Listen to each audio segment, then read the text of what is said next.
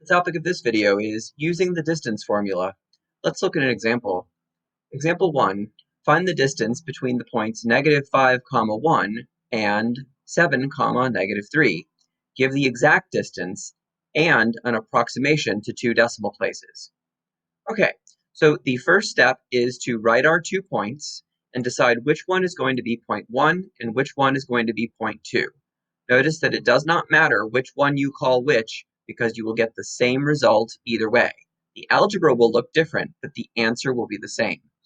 In this example, the author of your textbook has decided to make this point, -5, 1, the x1, y1, and this point, 7, -3, the x2, y2.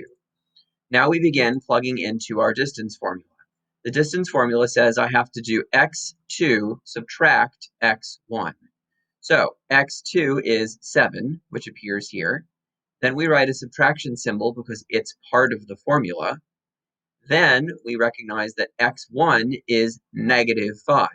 So we have to have 2 hyphens. 1 hyphen for the formula and 1 hyphen for the value of x1.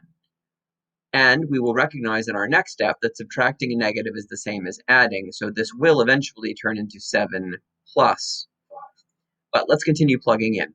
The other part of the formula says y2 minus y1. Well, y2 is -3, so that's the first number we list. Then a subtraction sign from the formula. Then y1.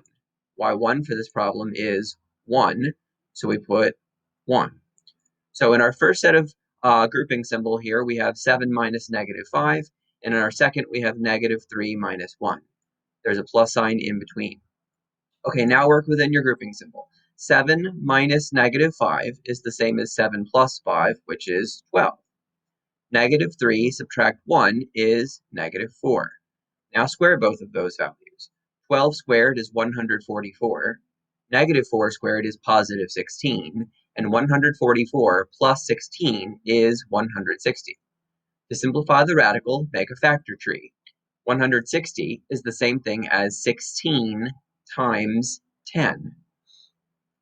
When you break this down, 16, which can be written as 4 times 4, makes a perfect pair, so a 4 comes out, and the 10 remains inside because if you break the 10 down further, it's a 2 times a 5, there are no perfect pairs. So, simplifying the square root of 160 gives us the exact final answer, 4 times the square root of 10.